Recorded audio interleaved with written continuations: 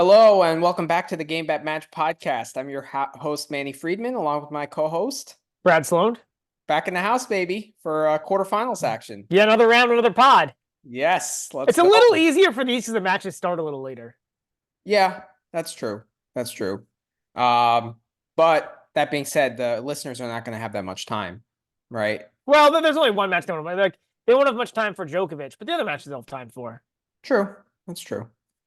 All right, so I guess since the listeners don't have too much time, let's get right into it. Yeah, I agree. Yep. So it's a very chalky quarterfinals, but it should be an amazing end to the tournament just because like we have all the top guns. Like in terms of just tennis viewing, maybe not betting per se, it's probably it's fantastic. Like I'm super I pumped. agree. I agree. I think that's the perfect take. Yeah. Nothing to add. I guess before we get started, what were some of like your better bets from the fourth round? Honestly, for me, it was probably all futures. Like for me, Yeah, the me fourth, too. I mean, like the individual match betting itself was pretty brutal. I'm trying to go back. Uh, It was pretty brutal. um, So we had the Djokovic to win in under 18 and a half games. That came in at plus 160. That was pretty nice. Yep. Um, that honestly, like that's the summary of good for me. Well, Uh, you didn't have many plays, to be honest, right? I didn't have many plays. I mean, I only really had two. I had three plays. I had that one, or I think I had four, maybe only three. Yeah, only three. I had that one. I had and then I was laying a set and a half with Zverev, which he made it as ugly as possible. Yep. And then I went with the under 31 with Medvedev, which Medvedev also just gave away a set for no reason. This That's seems to be a okay. trend with Medvedev the past year or so, and I don't remember him used like doing this in the past. But it seems like in the past year or so now he just like likes to like I don't know if he gets bored or what it is, but it's like he like gives away He gets sets when he's bored. ahead for no He gets reason. bored. Yeah. I mean, this happened with Eubanks. I remember in Miami, like we I mean thought that he was the just list gonna is move long at this on. point. There's Eubanks, there's Baez. I mean, Baez, I don't think actually won. Let's say he went to a tiebreak, but there's a Baez and O'Connell at the U.S. Open. Yep. Like, where he just gets ahead and then like the other guy raises their level and all of a sudden like Medvedev's in trouble. Yeah, and Um, I mean, you say it all the time. We just thought it was such a good spot with Borges, coming off that emotional win with Dimitrov. And like you say it all the time that Medvedev is good to clown for a set when he plays a subpar opponent. Like, I yeah, think he just loses interest. Like he's just a weird guy, you know. yeah. So the takeaway from a betting perspective is the under. The under was the wrong way to bet that. Like laying the games would have Yeah. almost got me there with 7.5, and I would have lost with Right. 7, but that would have been the way better bet. Right. Which I played at 1 unit each way, so Because if I he was loses the disappointed in set like he both. did to Borges, like he wakes up then, right? And he's like, "Oh crap, I can't let this go to fifth, right?" Yeah, He's so yeah. much better. He's miles and miles away better, right? So, yeah, that was disappointing for me. I had a way better first day of the round of 16 than the second day. My Sinner 6.5 came there with a break to win at the end, so finally some variance going my way. I had the Sinner Kachanov no tie break, which was actually also lucky because seconds. I think the second set was 7-5. I Yeah, I believe. think catching up in 40-15, the game got broke, if I remember right. Wow, wow. Then I had the Djokovic Manarino, the same bet you did. That came in. I had the Fritz money line against Tsitsipas at plus 135. That came in. Fritz over 2.5 breaks, which I mentioned on the pod. That came in. Tsitsipas actually kind of looks lost, like if the serve comes back. Period. Like if he doesn't get the serve plus one, it's very problematic for him. Right. Yeah, I agree. So like it was good. I mean, it was plus 125, so that was nice. I hit the Fritz Tsitsipas over 3.5, Rublev Demonor over 3.5, and Djokovic Manarino under parlay at 3-1. That was Uh, nice. so that was good. And then second day, I had the Alcaraz Kecmanovic set one over 9.5 that came through. I tailed the Bet Rivers guys. Then I Yeah, live. I think that was a smart bet. I kind of wanted to touch on that. I didn't hit it myself, but that was a good bet. Yeah, that what was good. I mean, if set one was really the only time we thought Kecmanovic would be kind of competitive, right? Yeah. Um, and then this was probably my bet of the 2 days was live betting Alcaraz to win the third set 6-love. I Yeah, did that's get pretty good. lucky. That was five plus 600 or plus 550. Yeah. I hit it after the first game. I just like Kecmanovic like was just kind of dumbfounded at some of the shots that Alcaraz was coming up with, and like you could just see his energy just sapping, Yeah. and like Yeah. I just thought, okay, I think if there's going to be a 6-love set, this is it. So, but Yeah. the Zverev -4.5 that didn't come through. Kazo, Hurkacz, no tiebreak. That sucked. So yeah, I mean, disappointing, but the futures have been fantastic. So, um, are you still there? Sorry about that, guys. We're back. Yeah. Sorry, guys. Brad. This is Brad. I'm a bit under the weather, so you'll see me go off video at times. It'll be a little annoying. So I apologize. No problem. All right. So with that, I guess let's get right into it. Yeah. Yeah. I think it's time to go ahead and start previewing. First match is Djokovic and Fritz, which is probably the least exciting of the four quarters, I think, from a viewing perspective. I agree. I agree. Uh, so Djokovic is a 6.5 point favorite, -950 on the money line. Fritz is What if he plus misses an extra point? what? I'm just teasing you. I just the 6.5 always makes me laugh because I think of football and 6.5 point Oh, favorite. Like, what if he misses an extra point? I'm not sure what his kicking game is like. It's probably pretty good. He's a serve. Yeah, you could probably lay the 6.5 there. probably. I think Djokovic would beat Fritz in any athletic competition by 6.5 or more. Right? That's Yeah, I think so. I think so. I think right. that's a good bet. Yeah. Over under 34. Um, so what catches your eye? I guess we'll start with you. Yeah, I mean, really, the only thing, the immediate thing is the under 34 or a 3-0 Djokovic if it's floating out there. But I think that was actually worse odds. I I think Fritz has a path to making this competitive if he served really well. He obviously has the big serve.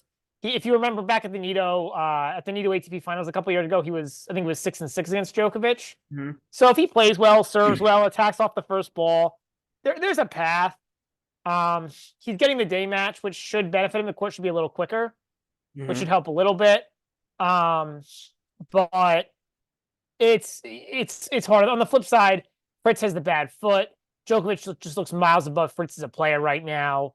Um, I don't really know what Fritz does against the Djokovic serve, other than just try to strike the ball really well. Like, I think it's a tough matchup for Fritz just because of how good and varied Djokovic is. And we talk about it all the time. Like, Fritz is a good ball striker, but he's not. He doesn't move forward the best. Period. Like, whether that be Yeah. coming forward to hit like shorter rally balls or anything, he just doesn't move up and back very well. He keeps pretty much side to side on the baseline. Um, Return is okay, I think, as far as a return stroke, but again, the lack of speed hurts him there. I just don't know what he does against Djokovic's serve, and so he's going to have to serve and play really well off the +1 to have a chance. And I mean, I think it's going to be. I think it's going to be tough. I think it's just going to be a tough day for Fritz. But there's a path. So for me, from a betting perspective, I love the -6.5. I hit it early at -105. I actually I listened to the MP9 guys. They said that it was pretty accurate and they were going to pass on it. I think it should be 8. And I just don't like this matchup for Fritz. And you mentioned all the reasons why. Um, and there have been some 6-1 sets like in Cincinnati. I mean, the US Open match was a rout. And I actually think playing this during the day might actually, in a way, favor Djokovic. They played in really, really hot conditions in New York. And Fritz didn't stand a chance. They also played in night conditions in Cincinnati. He didn't stand a chance. So they're it's just, Fritz has like one way to play and Djokovic has like Well, the problem is if the 10 to court's too 15 ways. fast, that's actually not good for Fritz once the rallies start. Exactly. Fast court helps Fritz hold a little more because he gets a little more out of the serve and the +1. But that's really it. But I think And I just don't think it matters very much anyways once the rally starts. I think he's screwed no matter what. Agreed. Agreed. And like I think there is something to say. Like I think the fact that Djokovic um gets better as the tournament progresses, and the fact that this is in the later stages of it, like a quarterfinal, semifinal, I think automatically you have to give him at least a game for that reason. Especially was it when he wasn't that good leading up. Like everyone was like, "Oh, is Fritz should be like 2 to 3 games better than Echeverry, right?" And Djokovic barely covered, but it's later in a slam, and now his cold is better. You feel like he's healthy again. I just think this should be 8 games, and I'm all over the 6.5. I prefer that than the over 34, just in case you get the 7-6. But like, if Fritz somehow by some miracle wins a 7-6 set or a 7-5 set, Djokovic is going to wake up.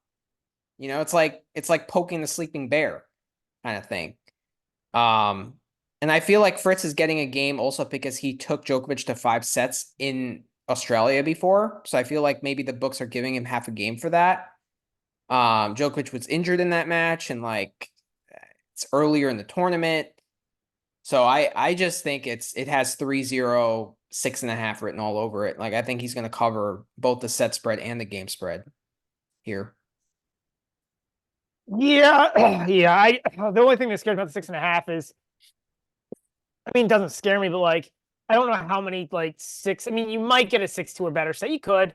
I think there's validity to either one. Like, yeah, I think there's validity to either one. They're not that dissimilar. Yeah.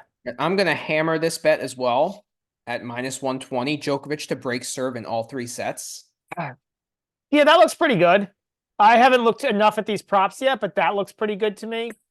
Um, I absolutely love yeah. that bet. I have the no tiebreak bet at +115. I just think it's going to take a lot for Fritz to get to a tiebreak. And if Djokovic gets a break, it's going to be very, very hard for Fritz to break back, just with how clutch he is. And like,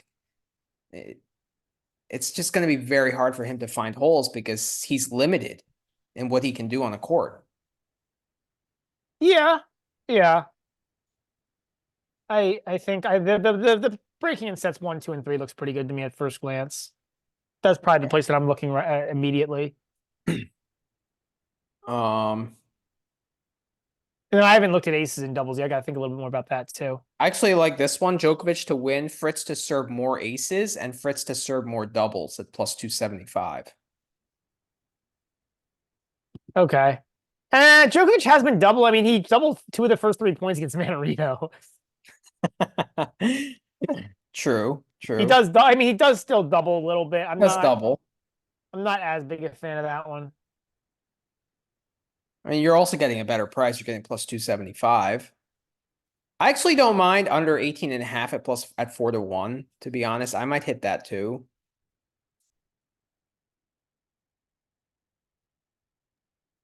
I'm so Yeah, pro that seems Djokovic pretty great here. to me. Actually, the under 18 at 4-1 seems pretty great.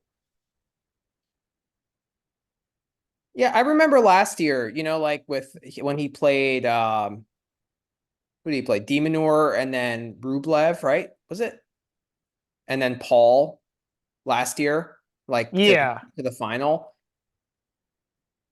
I just hammered Djokovic to lay games and all that. Like he gets better as the tournament progresses. And he's not going to be fooling around here, especially it's going to be hot. He doesn't want to be out there for 3 to 4 hours, especially when he knows that Sinner is coming up in a couple days. Most likely, we'll get into that match, but like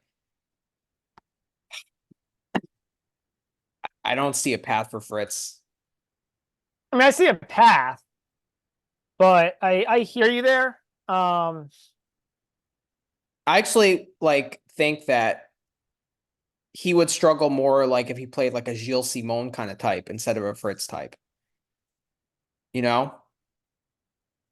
Like a guy who kind of pushes the ball around the court, varies pace. Like, you know, I think this is just a great matchup for Djokovic.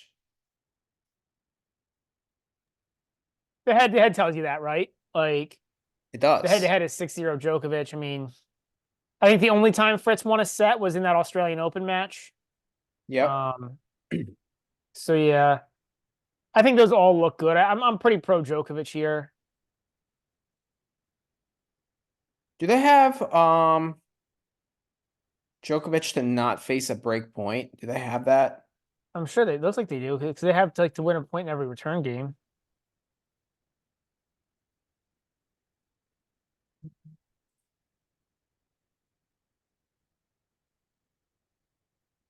There's Fritz to not face a break point. I'm guessing it's probably in the 30 to 50 to 1 range, something like that. Yeah, I'd need better than that.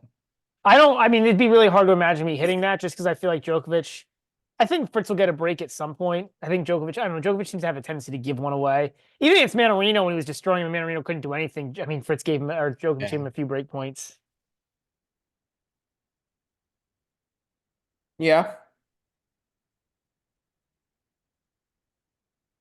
Anything else catch your eye here? Like I said, I gotta still look at aces and doubles, so I'm not sure there yet. I mean, outside of that, it's just like I'm just gonna be pretty pro Djokovic. I think the over under on Fritz breaks is 1.5, so it's really not high, and that makes it tough. But it's juiced for the over or for the under, right?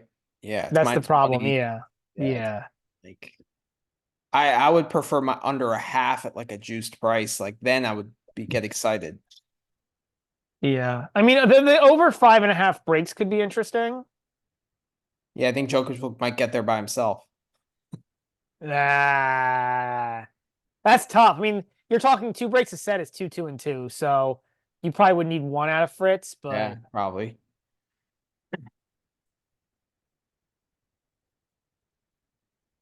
Yeah, the draw on doubles maybe plus 450. yeah, yeah, Because I maybe. think I it's going to mean, be a relatively quick match, so like the draw has a better chance of hitting the shorter the match is. yeah, yeah. I love that bet, but it's such a degen bet to draw on the doubles. But I feel like there might be some value there. It is a degen bet. Um, Djokovic had more aces at plus 135. I kind of like that. Ooh, I'm kind of the Okay. opposite there. You're the opposite. I understand. Yeah, It's just like Fritz is going to press more, and he's going to. I feel like his first serve percentage in these matches has been pretty low. Let's go to their head to head. I mean, I guess that'd be an interesting piece, right? Is who's out ace two in their head to head? I guess that would be a good question. Hmm.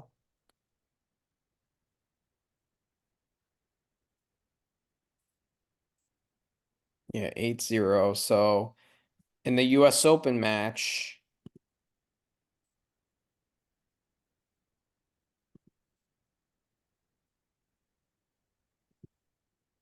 sorry guys. There we go. We don't get any stats.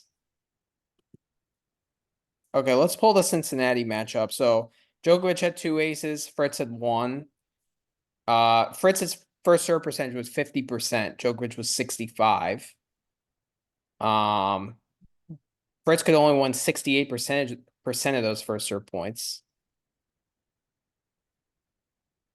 Fritz had 5 break points, so maybe the props are not the best here. At the Nito ATP Finals, Djokovic. Oh, Fritz out aced Djokovic 15-4.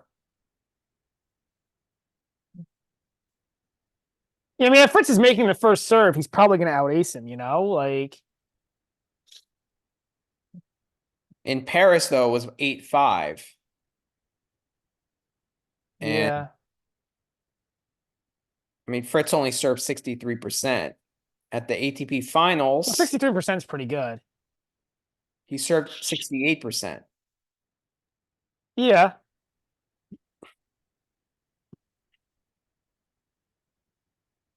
In Cincy, only 50%. well, I think that tells you what we are talking about before, right? It's going to come down to just not how many first serve Fritz makes, but he's going to need like his only chance is to have a really good serving day. It's got to be off the serve in the +1.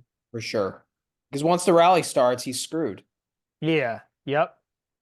They've tied in doubles in their last like 3 ATP matches. They've been very close in doubles. Yeah, I think the draw there probably has some merit at plus 450. Like, you're basically just picking a number between 0 and 5. Right. Let me see their US Open stats because that's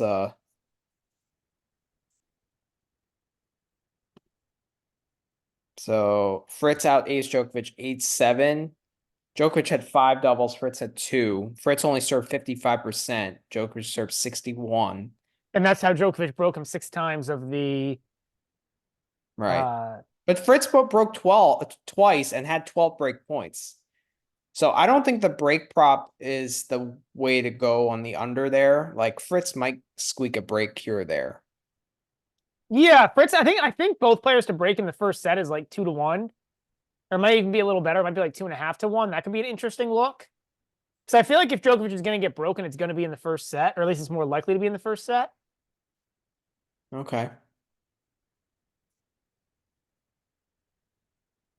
A tie for most aces and most doubles is 75-1. Kind of interesting.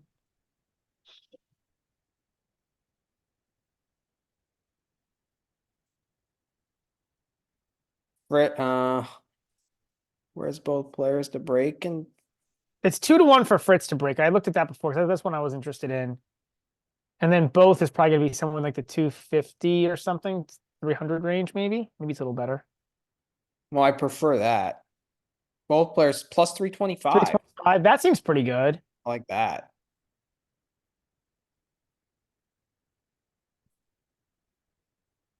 I like it a lot, actually. All right, those are going to be my 3 props here. Djokovic to break in each of the first three sets. Both players to break serve in the first set, and Djokovic to win in straight sets. Love 1, 2, 3, or 4-1. Yeah, I'm Basically, probably going to tell you on all those. Those are my 3 favorites, just blindly looking at it too. yeah, What's the match on before this? Is it a women's match? yeah, yeah. Women's singles? Oh, Did that start yet? Djokovic to not face a break point is plus 450, which is a That's terrible line. insane. That's That is a terrible value. terrible line. That's Terrible, terrible value. horrible. But Yeah. that just shows that you can find good value on these props just because like the market isn't that sharp, right? Yeah. So I Yeah. think that just like proves the point. You got to go through each of these and like Djokovic have 25 or more aces, it's 10-1. Like that's absurd. Like this is not Ivo Karlovic. Um, 25 is a lot. yeah, 25 aces is a lot. A Yeah. lot. For Djokovic it is. Yeah, you're right. I don't know when the last time Djokovic hit 25 aces in a Fritz match. 40 plus aces at 25-1. Like he's gonna be lucky to get 10 or 15 aces. But it's also a matter of like the books just don't like there's no other side offered, right? So the books just don't want to pay out at 25-1 either, right? So why would they give you a good line on it? Right. It just needs to be enough so a few people hit it. And honestly, I think this is honestly, I don't even think the books care about the money on these. It's more just for novelty and like to be cool. Yeah. Yeah. All right, move on to the next match. Yeah, I think All we right, sounds beat that good. horse pretty well. Yeah. All right, Sinner versus Rublev. So we both cashed a 6-1 futures, right, on this match To happening. have this match happen, yeah. Yeah, so that was great. Sinner is a 6-game favorite, minus 435 on the money line. Rublev is plus 350. Over under is 37. I like Sinner minus 6, man. I Yeah, think I'm gonna pass on this one. I are you I'm kind of weighing the fatigue spot a little bit here too. Like with with Rublev, that was a physical match but against I think Federer. the books are too, because when this came out, this was around 5.5. I think this was 5.5 when it came out, if I Okay. remember right. Yeah. Might even been 5. So yeah, I mean, because 6, like that means that that's the equivalent of 4 games in a best of 3. That's a pretty big gap for a guy who's 4th in the world versus a guy who's 5th. And I get it. Sinner's probably the second, like in terms of how he's playing, Sinner's probably playing at least the second best in the world right now, if not the first. But it still is a big gap against a guy in Mhm. Rublev, who's clearly a top 5 guy. I got 5.5 at minus 120. So it definitely moved. Yeah. So it's moved. I also have the Sinner 3-1 at plus 230. So that's like a hedge or something. Slightly, but like I respect Rublev, and like Rublev is going to compete really hard, and like Sinner can go through a patch where he just like misses a bunch of forehands. Like, there is a path to the path there, right? So I can see Rublev winning a set. I just like don't see much more. And this is where it typically ends for Rublev. Like he's been to 12 Grand Slam quarterfinals and he hasn't been past it. It's because kind of like his game is limited in a way, right? Like he doesn't A little bit, yeah, I guess. I mean, I guess that's probably he's true. amazing and what he does from the baseline in his ball strike is incredible, but like when it comes to these top four guys, it's like it's hard. It's going to be really hard for him. I mean, I think six is a pretty fair line. I think like 5.5 to 6 is where I would put this, just because like, you know, I I'd put mean, it at even 6.5. okay. I mean, that's pretty close. It's yeah, it's hard for me to get super excited to hear about either of these guys at this price. Hmm. Like, I mean, I'll go back to this. Like, VDZ, he beat by 7. Kachanov, he beat by 7. Like, Rublev's a better player than either of those guys. Um, but I don't know the Rublev. I mean, especially with the fatigue spot, I don't know. Like, if I was gonna bet this, I think the more interesting bet would be Rublev to win a set. If you're gonna bet it, because I don't know that I want to really have a part of Rublev in like the fourth or fifth set. Given how much he was cramping out last match, but it's minus 165. It's way too juiced. Way too juiced, yeah. I don't like Sinner in straight sets either because like I respect Rublev too much, but like I can see Sinner getting a 6-2 set here. Yeah, yeah. I think 6 is around the right line. 5.5 is I don't know. I'm not on this. Any of these props you like? I honestly haven't had that much of a chance to go through it. I think it's a Center a break in each of the first 2 sets could be interesting. I'll have to take a look at that one. That one looks appetizing at first glance. Minus Um, 140. It's yeah, juiced.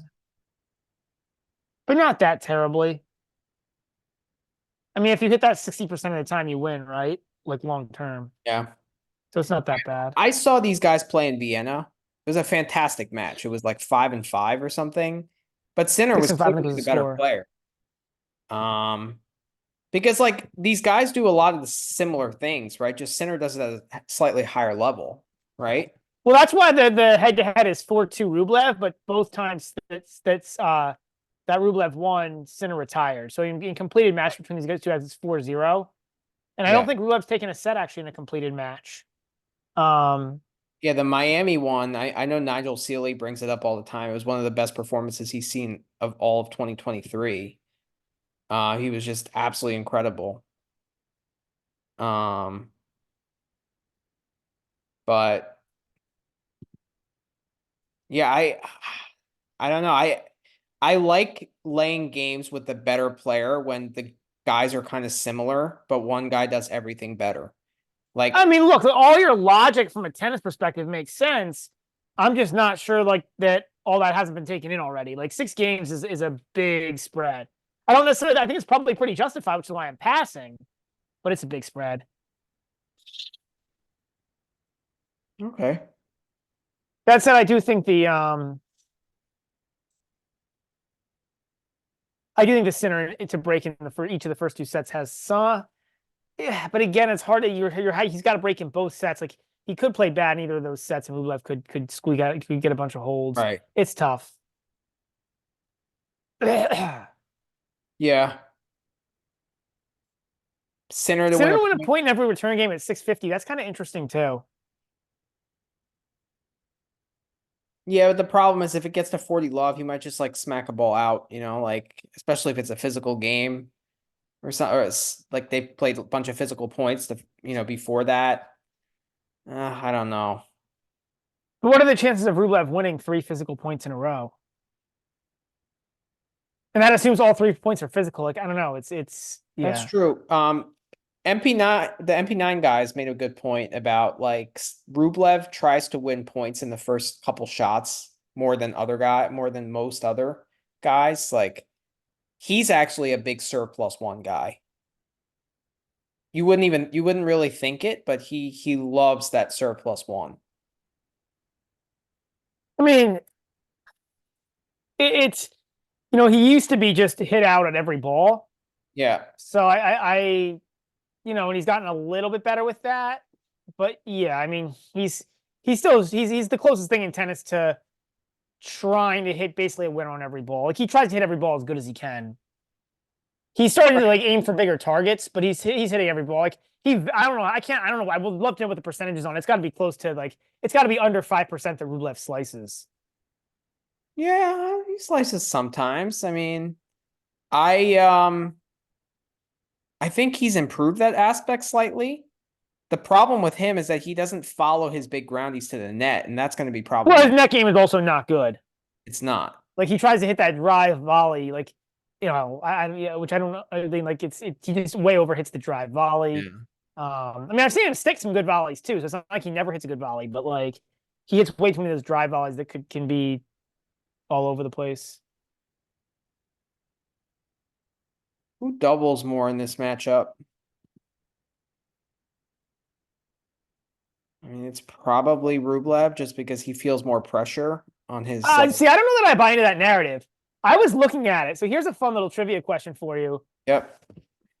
Who was the leader last year in double fault percentage against? Meaning, which player did players double fault most often against last year? Good question.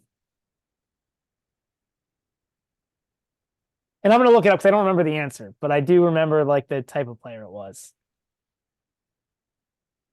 It's got to be a good returner because he pressures you more. But it also has to be like an aggressive returner. Um, I'd go with Sinner, probably.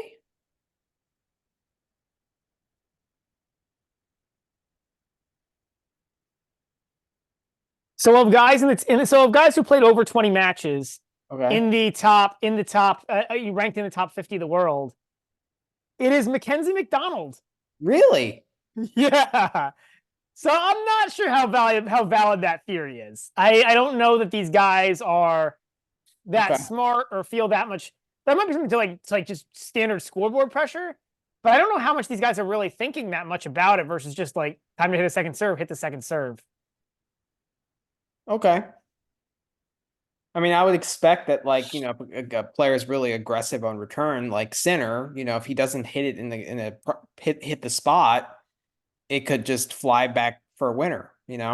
Right. I mean, so the top five of guys who have over 20 matches or at over 20 matches is McDonald, Poprin, Korda, Dan Evans, and Holger Rune. So I'm not really sure that holds water. Yeah. That seems like to me to be like I could name a list of random tennis players, and I think that's what it would look like. Yeah. Tiafoe's in the top 10. Struff and Eubanks are both in the top 10. So Okay. I'm not really Yeah. sure. Right. I really think it's just like pretty random. Okay.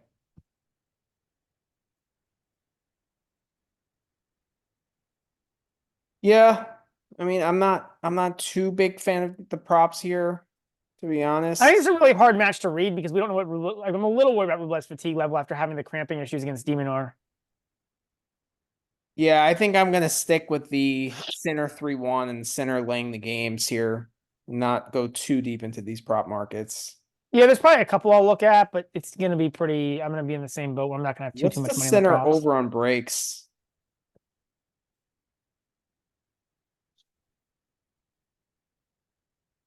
4.5 at even money?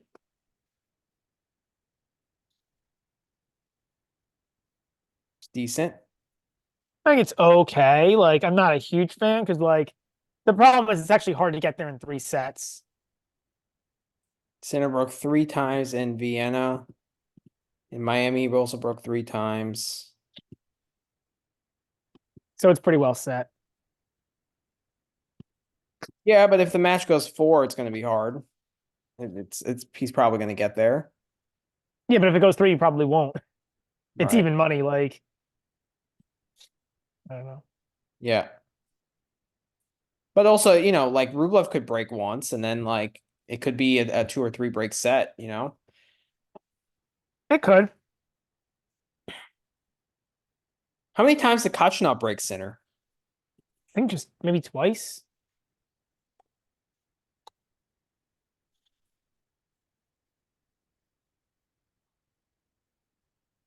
Mm, once. One of 10 on break point. Ew. Ew. Wow.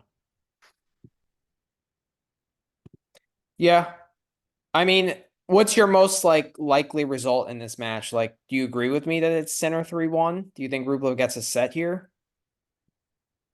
Maybe, but I think it's pretty close. You know what I mean? I think it's a tough match to save will be 3-0, 3-1, especially again, I'll go back to it, the Rublev fatigue level. Yeah. I mean, I that's why I like the 6 because like or 5.5, whatever I got it at, because if Rublev is fully fit, it's a tough match for him to begin with, right? And then you add the fatigue level, and I think it just makes it even more likely that Sinner covers. Um, yeah, I like this matchup for Sinner. I hear you. And I agree with everything you said logically. It's just 5.5's a lot of games. Like, I mean, it's if Sinner has a slip, it gets really tough to cover that. Yeah, yeah. All right, next match.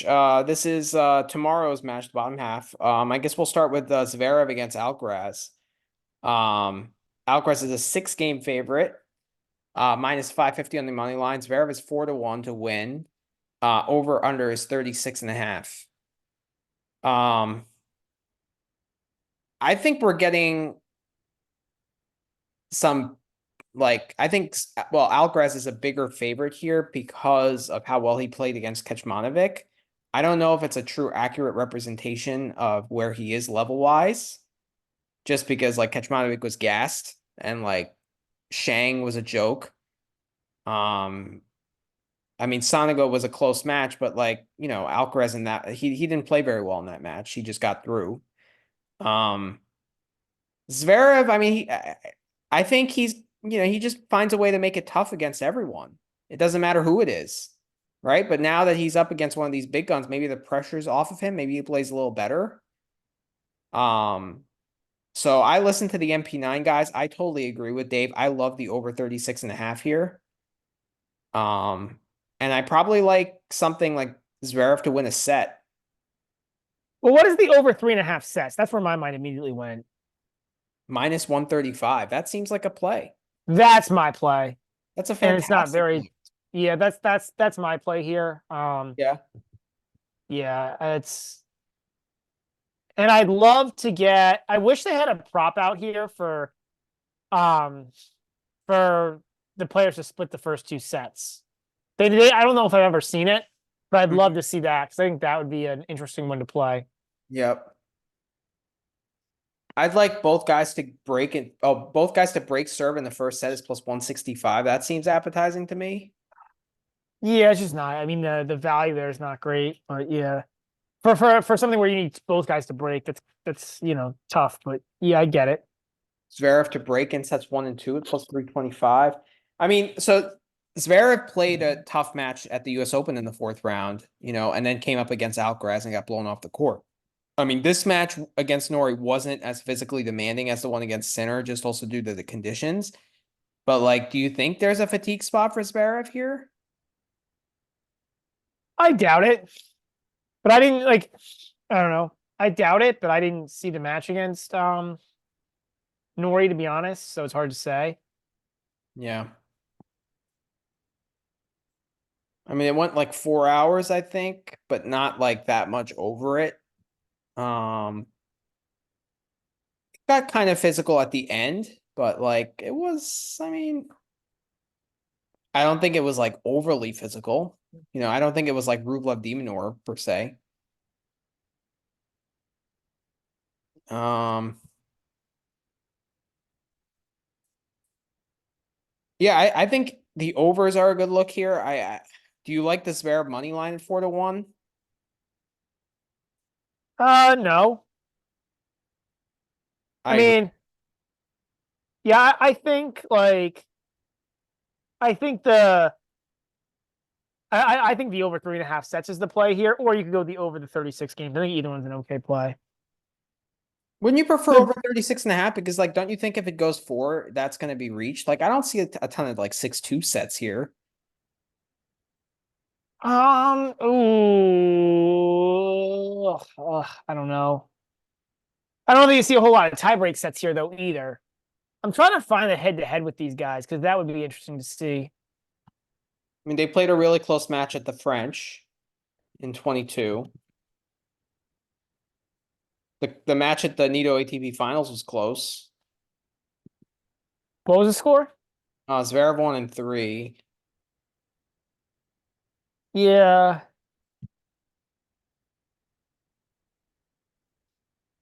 but then Alcaraz has beaten him down a few times too lately. He's got three Yeah, just the beat US downs. Open one, I guess we can scrap out just because of how demanding True, fair the match enough, fair was. enough. I mean, the Madrid one, that was also, we could also scrap that one out because like Zverev, I remember he played a super, super late match against Tsitsipas. Remember? And he was like complaining about the final, about the scheduling, and That's then right. Yeah, right, he had to yeah, come back like less than like 14 hours later to play Alcaraz. yeah. Um, So this should be a close match. I like the overs. I mean, I think you could go either one. Honestly, there's only like a 15 cent or 20 cent difference. Yeah, I think it's whichever one you like better on the okay, overs. This is my place to go here. your play. Okay. And you could probably look at going. I'm gonna look at some of the matches though, and I think over on the breaks could be interesting. I think Yeah, I think there are going to be yeah, quite a few breaks here, to be honest. but at 6.5, it's a lot of breaks. Yeah, I prefer actually the over 1.5 in the first set at minus 125. Well, no, then you get both players to break in the first set. That's probably better value at plus 165. I'm probably gonna hit that one. Um,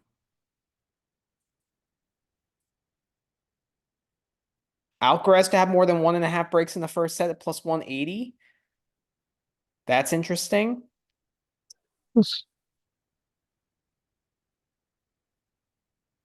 Yeah, I mean, yeah.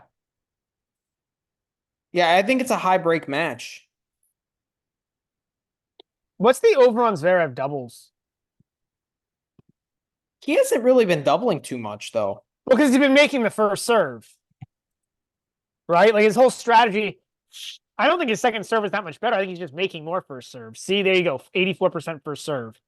He generally makes like 70% of first serves. I think was the tour average is like 60, Yeah, he makes a really, really high percentage. but he Jeez. doesn't go for as much as he used to. He doesn't really hit a lot of aces on him. Yeah, that's He true. just like his strat basically his. I mean, it's smart, right? He's basically he's giving up on hitting good second serve by just making all his first serves.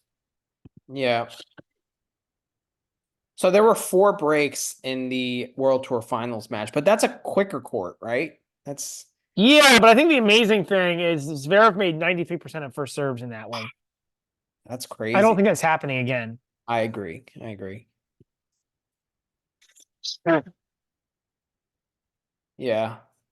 Then at the US Open when they played, Zverev had six aces. Yeah, his first burst serve percentage was down. Couldn't But break. how down was it? Yeah, For 68. See, he's going to 8. make 70% of his first serves. That's the thing. So maybe, that's the challenge. Right.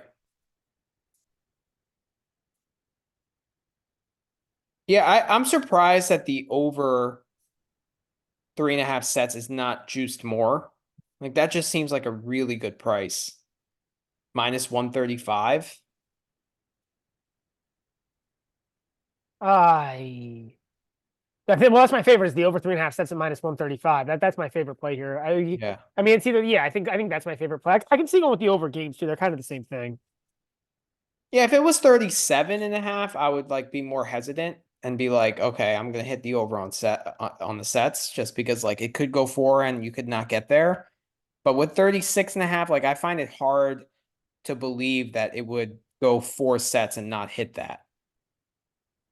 Yeah, I mean, I tend to agree, but like the difference on break even between like, minus 135 and minus 120 is like 3 or 4%. You know what I mean? So it's not saying that like it's not saying that there's a whole, like, I think we both agree they're pretty similar, which is why the odds are pretty similar on both. So it's again, I'm not going to split hairs there.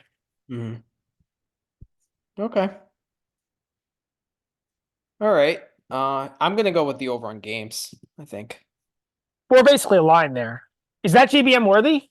Yes, 100%. Yeah. Any GBM for Fritz, Djokovic, and Sinner Rublev? Are we? Oh, we're Well, going we had agreed that the Djokovic was a GBM play. right. We posted that yesterday. So you're going with the under 34 and a half. I'm going with the minus 6.5, but Yeah. like Yeah. But it's it's the same pretty much the idea. same. Pretty much the same thing. Yeah. Same thing with the sets in the games. It's the same idea. And to count it as a win, we have to both get there, right?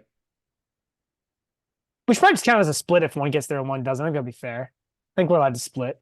All right. Sounds good. Nothing on the Sinner Rublev because you're not hitting the spread, right? Yeah. Okay. Yeah.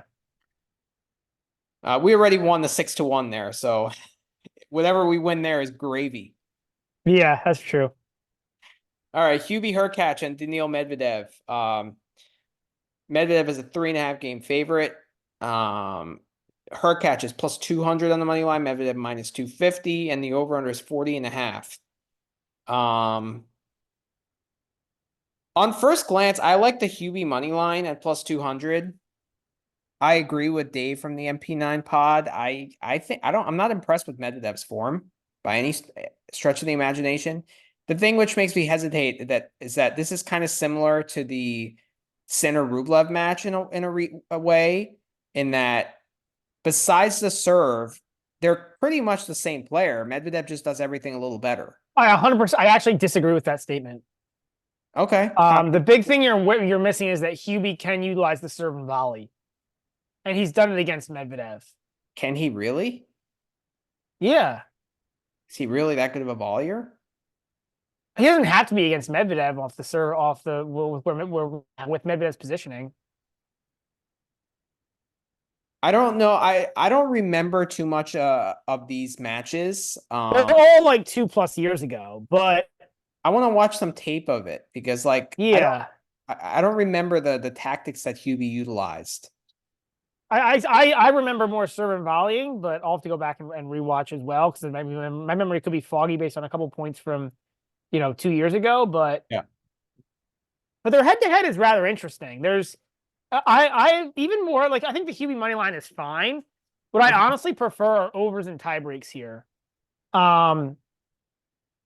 If you look at their head to head, and granted it's all older stuff, but both guys had a pretty hard time winning points on the other's return or on the other serve. I don't really think the like how long ago these matches took place matters here because these guys have always been the same kind of player. Right? Yeah, I tend to agree with that. I think. Yeah, I think it makes sense. Yeah, I think so. So Hubie won 1-4 in Halle, but that's grass, so we can't really count that. I would throw out the two grass ones because that was back Okay. before Medvedev was super interested in playing on grass. So I would take the three hards. And if you look, Hurkacz, I mean, it's 2-1 Medvedev, but that one in Rogers Cup, Hurkacz was the better player. He just didn't win the big points. Right. But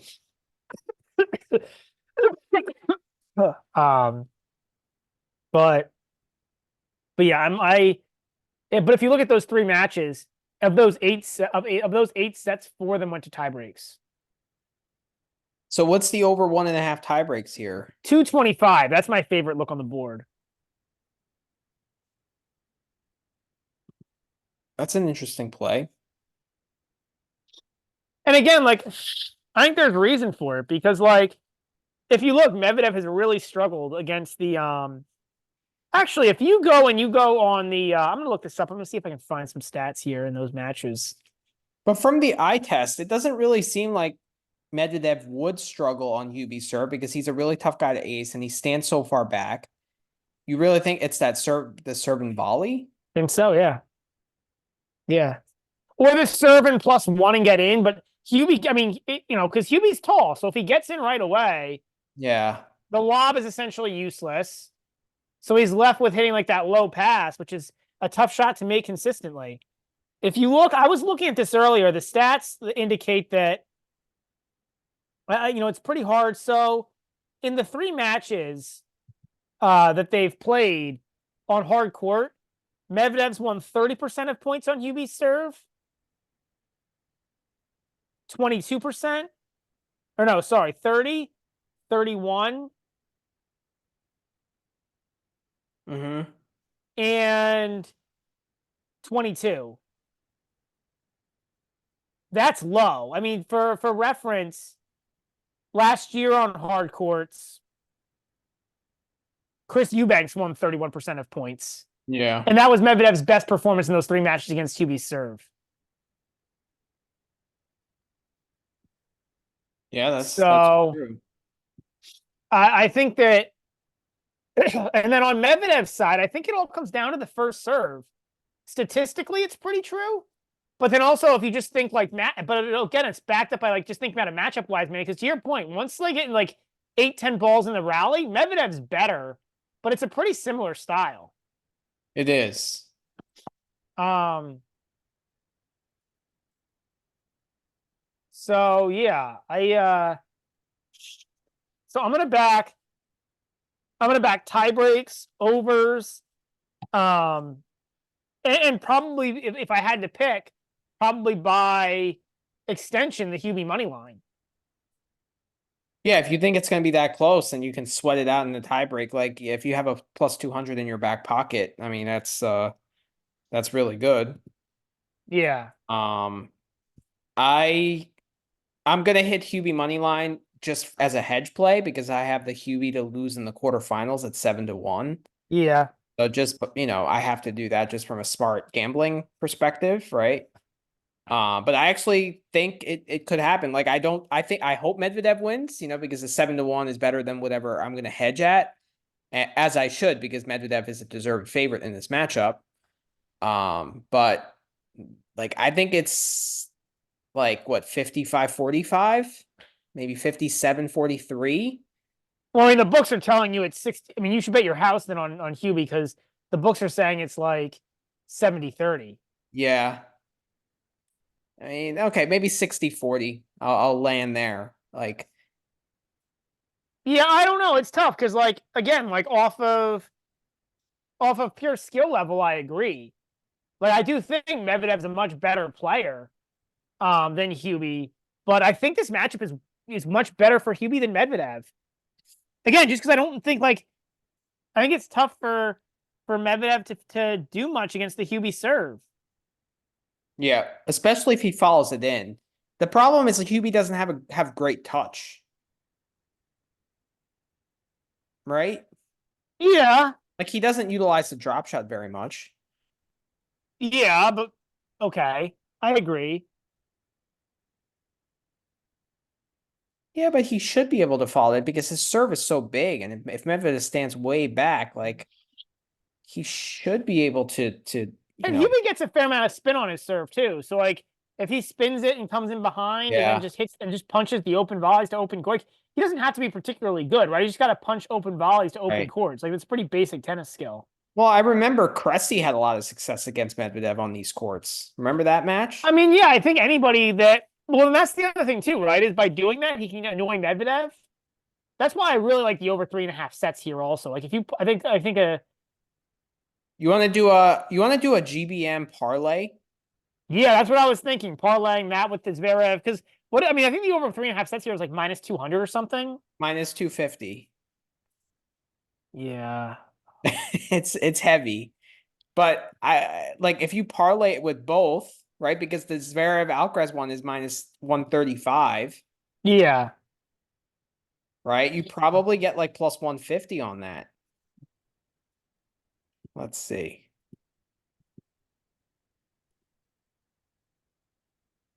Plus 145. Yeah. That seems pretty good. I really just don't. I mean, but see, the thing is, like, once you get to minus, man, I don't know. So once you get to minus 250 land, it's like, especially with a bet like the over on the sets, like, they're gonna be close sets just by virtue of the way that you guys play. Yeah. And like one guy could throw a dud, you never know. Like, Yeah, but these so guys are not like dud players. It's not like you're a Tiafo. right? No, I know, but like if each set was a random coin flip, right? The fair market price would be minus 300. Yeah. So you're saying that like this like in order for the minus 250 to be plus EV, it's got to be good 71% of the time. And if it's a straight flip, it's 75. So you're saying that like I mean, there's some percentage of the time that one of these guys throws in a dud. I don't think it's a lot, but like, there's some percentage of the time. Yeah. QB's really but see the thing is man, damn, like QB is so unlikely to throw. He's like the least likely guy on the tour to throw in it. He's not throwing in a dud. No, he's not. And I Medvedev mean, needs. it would be illness. That's what you'd be worried about is Right. illness. Like that would be your concern to be honest. Yeah. Um, yeah. I mean, I'm a little bit more worried about this Zverev Alcaraz one. Like, first of all, I prefer the over on games. Actually, pretty sizable amount. Like those 20 cents matter. To me, because I just don't see lopsided sets where it goes over 36.5 without, as a four setter. I am a little bit concerned about Zverev in the fatigue spot. And like Zverev is just not like mentally cut out for slams, like business end of slams. Yeah, I know. No. I know. Against top guys. Yeah, again, exactly. So I think it happens and I'm gonna hit the over, but I'm just like maybe not as a parlay piece. Yeah, I just don't think there's much value in the minus 250. I think you can find value in other. Yeah, I think there's a lot better Yeah. places to find value. I'm gonna I hit think the it's pretty two. like We could do the two tie breaks at plus 225 as a GBM play. that I like. I You want also to mean like if I like the over to two tie breaks too, then I like overs, right? I mean like 41 I don't think is that big for this matchup. Or 40 and a half. I don't think Yeah, that's 40 that and a big. half is not that big. Yeah. Like if you get four sets and one tiebreak and another 7-5 set, you're golden. Or hell, even one tiebreak and a tiebreak, a 6-4 set, and two 6-3 sets gets you there. Yeah. So, Yeah. what So are the break it's props like here? Could you hit the under on breaks? It's gonna be super low. yeah, it's gonna be terrible. Actually, what is under? I think the under 5.5 though is the juiced one. Yeah, under Yeah. 5.5 is minus 165. Ew.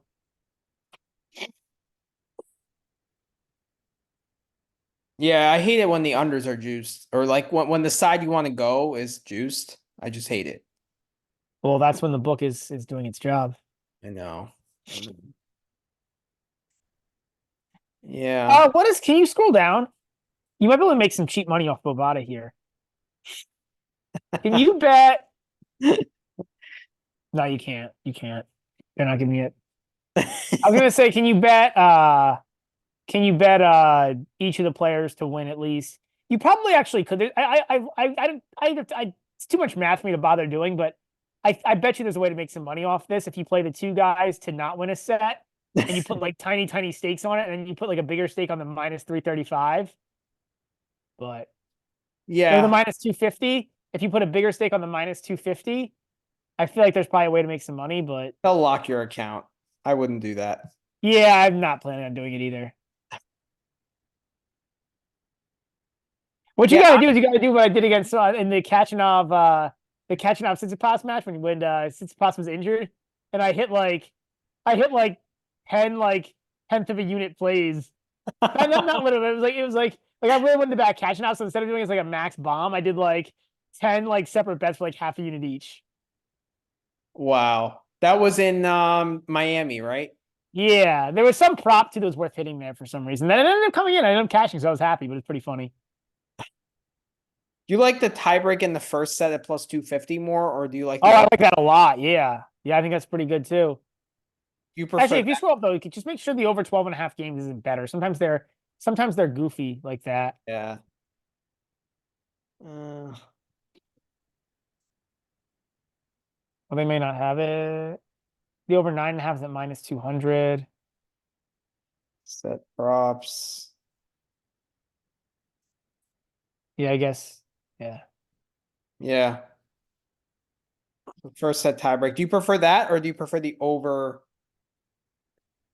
or 2+ tie I breaks? prefer the 2+. I don't see why there has to be I don't see why there has to be a tiebreak here in the first set. I don't think either guy's gonna like fatigue or get like a better read on the other guy's serve. I mean, you guys have played each other enough that like, Yeah.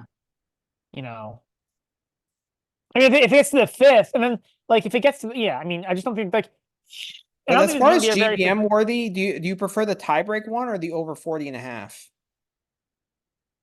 um I like, probably I a like both. slight preference. I don't know, man. It's a tough call. It's a tough call. I got to think about it, but it's a tough call.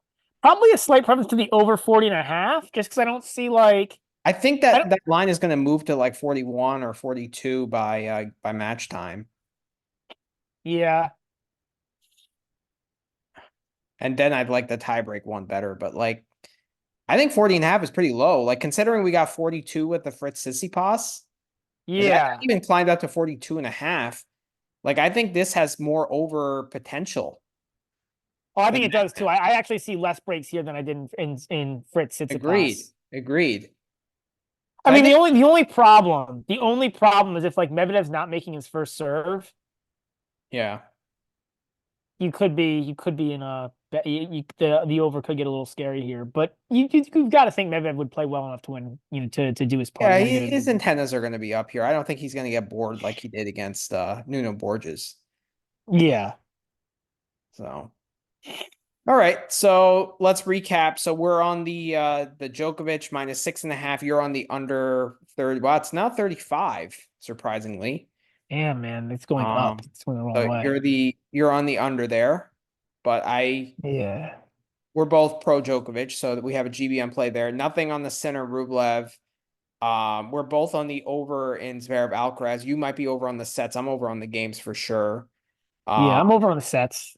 over on the sets. Okay. And then for the Hubie Medvedev, we're both on the over 40 and a half. That will definitely be GBM play. We'll probably be on the over 2.5 tie breaks, or Yep, not 2.5, 2+ tie breaks. yep, yeah. Um, The over 1.5 tie breaks. yep. And I'll be on the Huey money line as well. And then we're gonna hit some various props as well. So should Yeah, be I an think that the yeah, I'm liking holding that Hubie Medvedev match, man. yeah. Yeah. Yep. So all our bets will be posted on X. And then hopefully we're back for a semifinal pod. Yeah, I Which think that should be possible. yeah. Yeah. I mean, it's gonna be great tennis for sure. Oh, the tennis is gonna be amazing. I mean, that's the good thing about having like kind of a boring first few rounds. And I don't think the first rounds were boring because there were a lot of good like undercardy type matches. Yeah. But the favorites, I mean, Djokovic really has not been pushed yet. I would say maybe Popper in a little bit, but that's been the closest thing. Sinner hasn't been even touched. Yeah. Alcaraz, I guess maybe Sonego pushed him a little bit, but hardly. Zverev is always pushed. And Medvedev, I guess, was kind of pushed by Rusevori, but even then, I guess the 4 set tiebreak was a little scary. But other than that, I never felt like he was going to lose Right. personally. Right. Yeah. Yeah, I mean the fourth set, the tiebreak, that was a little bit scary because he was also down 6-5. He also had to hold to get to the tiebreak. But then Yeah, Rusevori yeah. just completely just went away. So And even in the tiebreak, he went away. Honestly, that yeah. 4 set tiebreak, Yeah, it was Rusevori kind of very went away. disappointing tiebreak by him. So Yeah, um yep. Well, exciting times. We're in the business end of the tournament. So and then pretty soon we're gonna get back to the 250 life, right? yeah. But The we Golden always Swing's want coming up, baby. Davis South Cup is the American clay only good week. courts. The only good Davis Cup week, right? That's right. Yes, they're the only good Davis Cup week. Yep. And the running tournament's the same time this year, so that'll be really interesting to see, especially because that week is kind of like it's like the World Group qualifier week or something or whatever. So it's like Yeah, not it's as it's only Montpellier though. oh, it's just Montpellier. Okay, then there It's might not just be as many guys to Montpellier. play that. But then we get the Cordoba, we get the Dallas, and like it's gonna pick up. The It's three, yeah, gonna the pick three up. two fifties a week. Yeah, it's amazing. It's amazing. Yeah, Yeah. All right. Well, we're gonna sign off. Feel better, Brad, so we can see yeah. see your face next time. I'm here, guys. I'm alive. Just so everybody All knows. right. And enjoy the tennis and best of luck on your bets. Have a good one, everyone. But bye, everyone.